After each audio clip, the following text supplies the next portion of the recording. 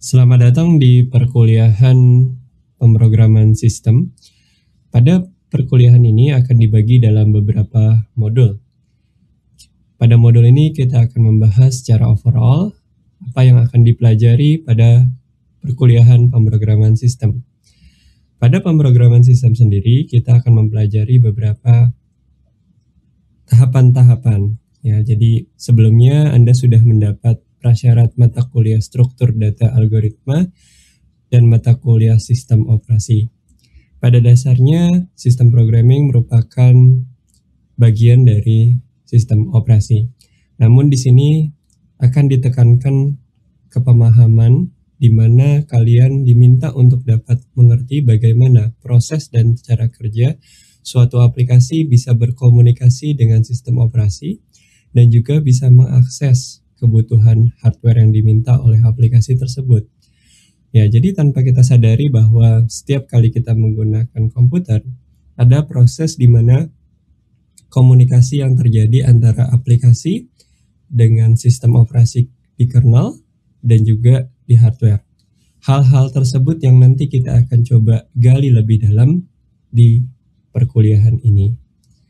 Oke, pertama-tama saya akan coba untuk menjelaskan plan kita dalam semester ini.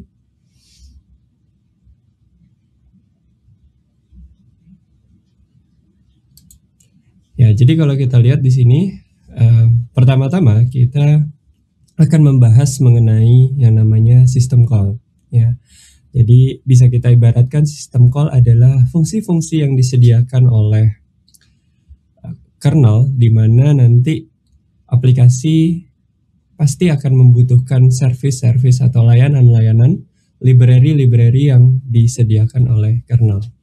Lalu ada start system call, terus ada bagaimana kita mengetahui cara kerja prosesor, lalu ada bagaimana cara kerja memori, walaupun kalian sudah pernah dijelaskan bagaimana memori bekerja pada prinsip sistem digital. Di sana kalian belajar bagaimana memori disimpan. Namun di sini bagaimana cara aplikasi mengassign suatu memori dan memorinya tersebut komunikasi dengan hardware akan dibantu oleh kernel. Lalu ada standar input output. Berikutnya ada I/O buffering, ya. Apa yang kita lakukan, misalnya kita melakukan copy file atau kita membuka file, itu ada buffernya di sana. Terus ada shell, ya.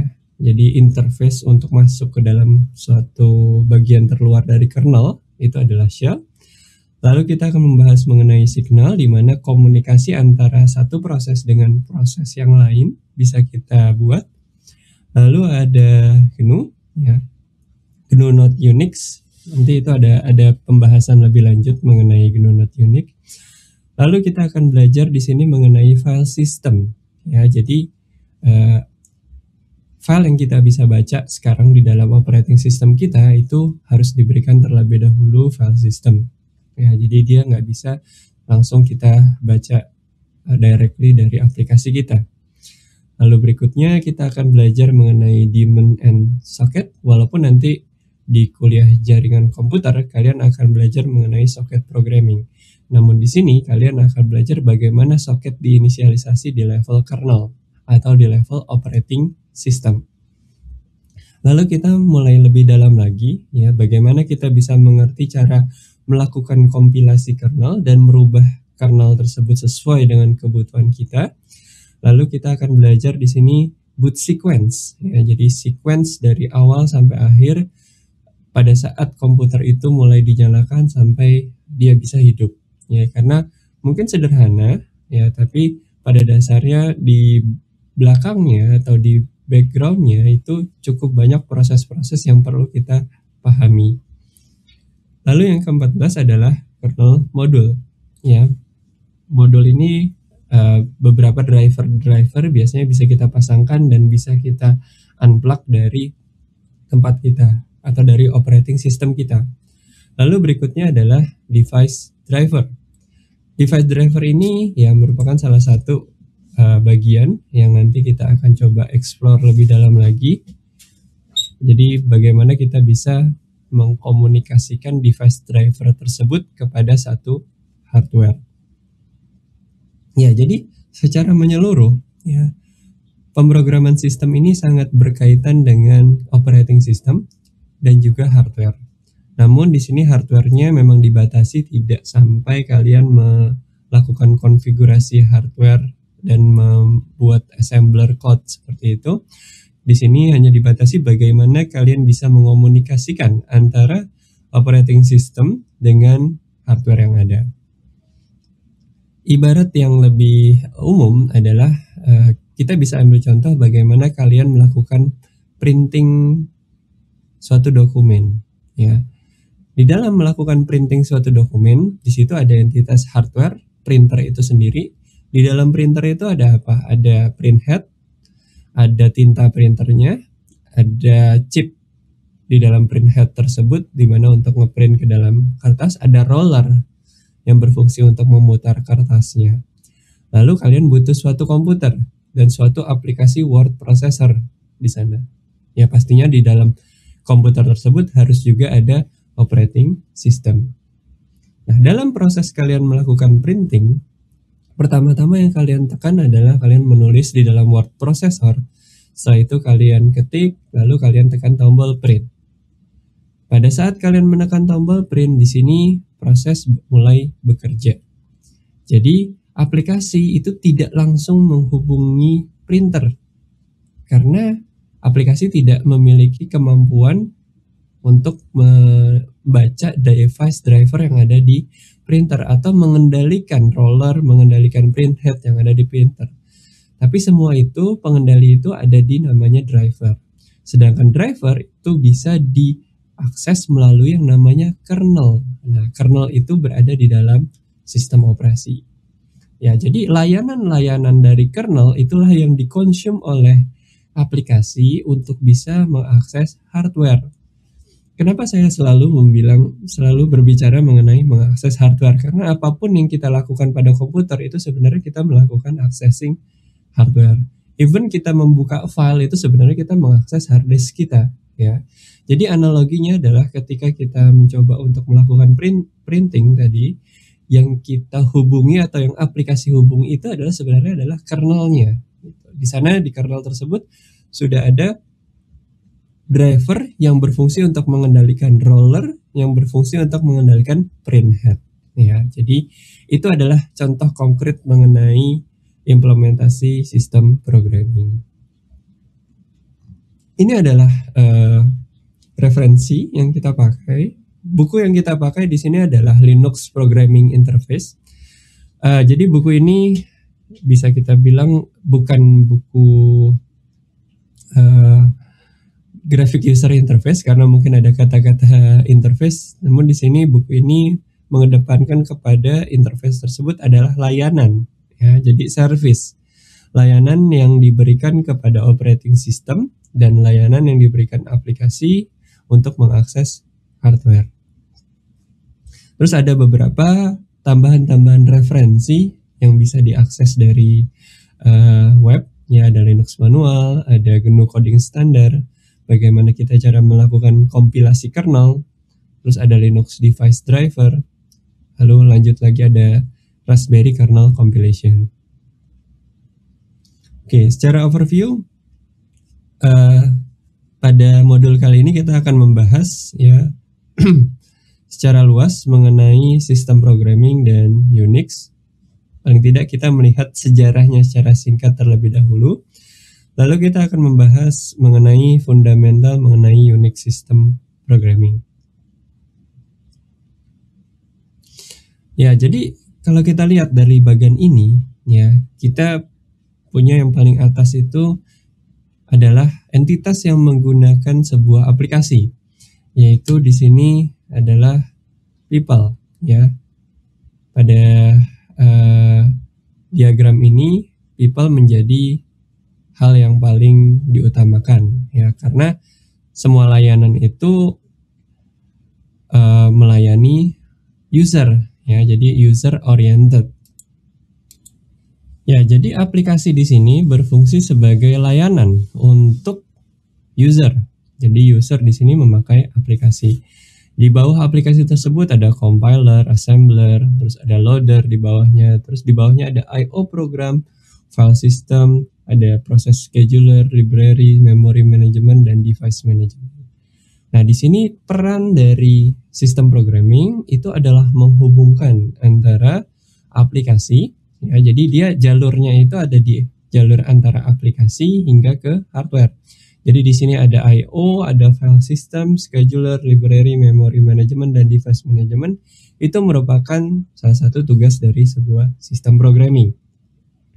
Nah, di sini yang perlu kita tahu adalah diferensiasi antara application development dengan sistem programming. Ya, jadi kalau kita lihat di sini beberapa topik-topik mengenai sistem programming. Yang pertama adalah mengenai data, terus bagaimana sebuah komputer bekerja, terus ada bagaimana cara mengorganisasikan dan komponen dari suatu sistem komputer.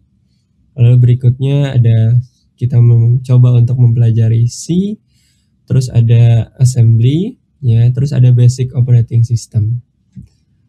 Oke, nah di sini kita perlu mengetahui lebih dalam lagi sebenarnya apa yang mendasari perbedaan antara application programming dengan sistem programming.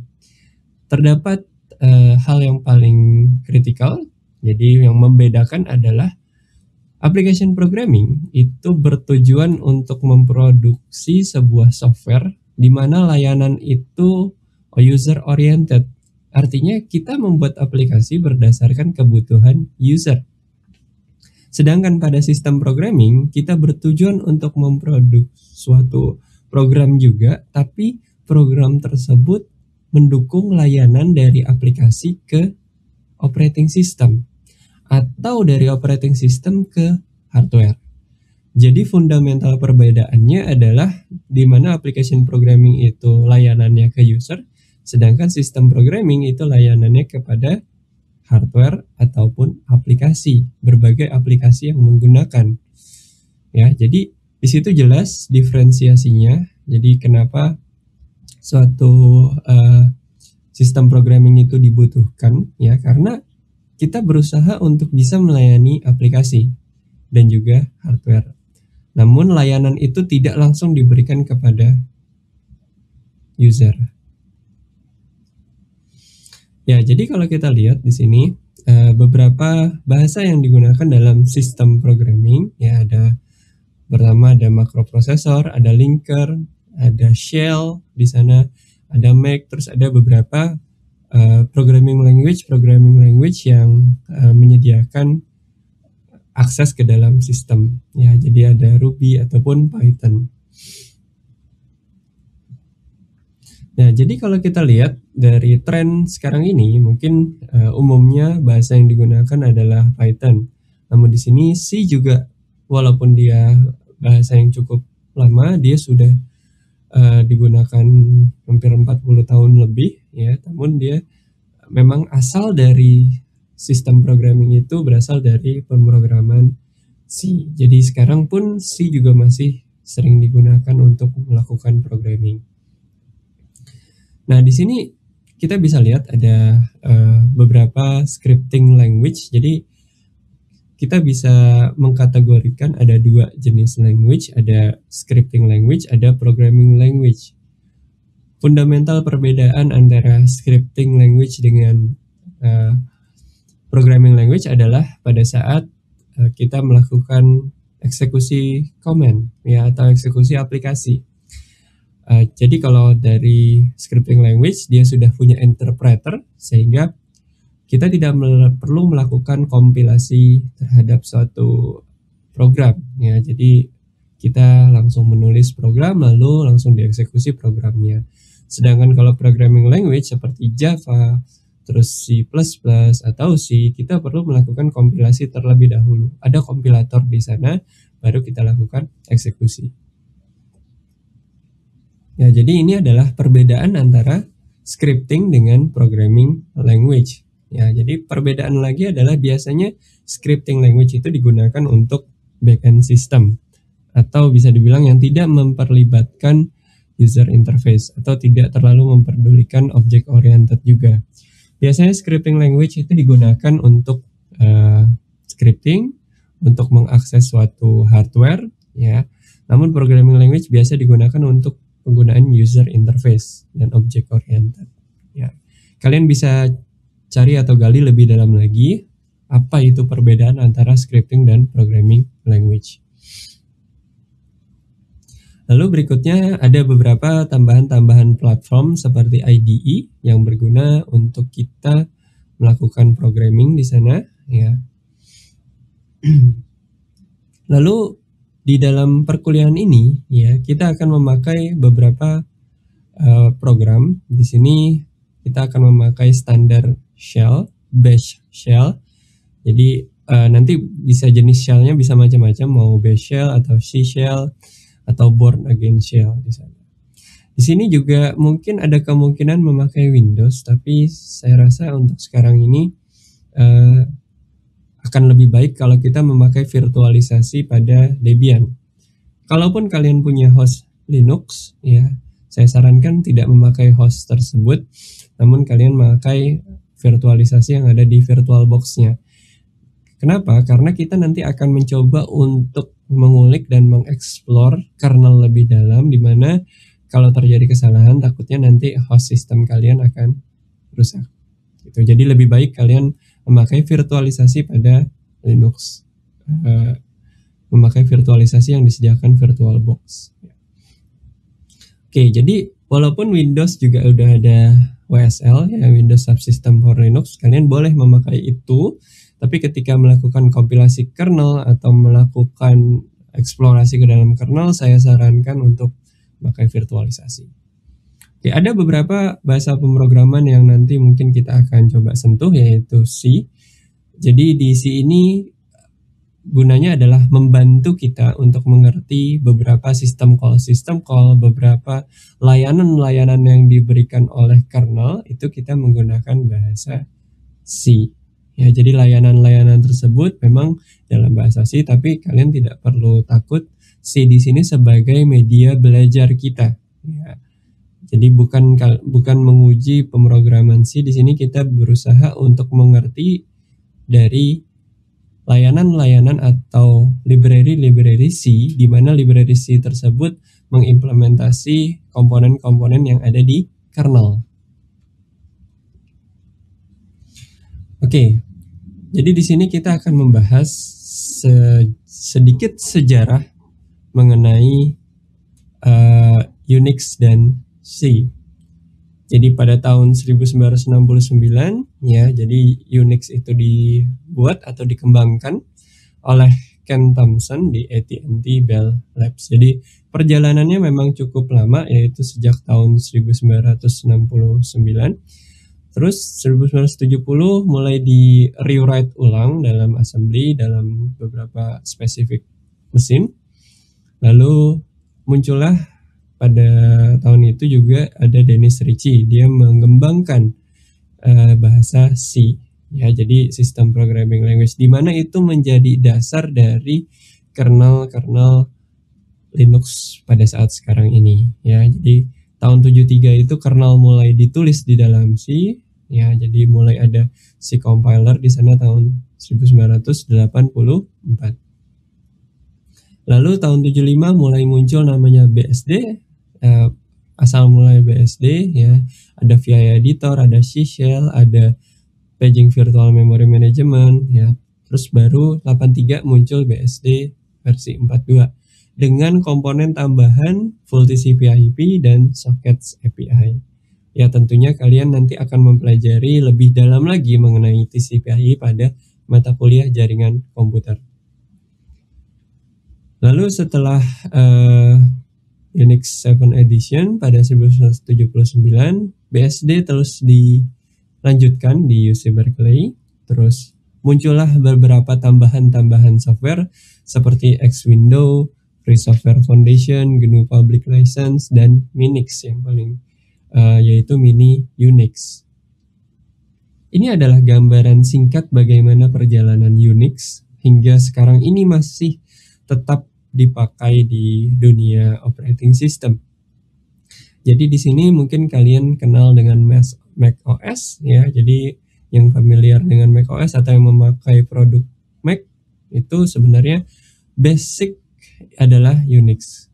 pada perkuliahan ini kalian juga bisa melakukan copy and comment di Linux ya menggunakan macOS. Jadi hampir sama ya komen-komen dari shell-nya. Jadi kalau yang mau menggunakan langsung macOS silahkan. Tapi untuk yang kernel compilation saya rasa kalian perlu menggunakan virtualisasi Debian di sana.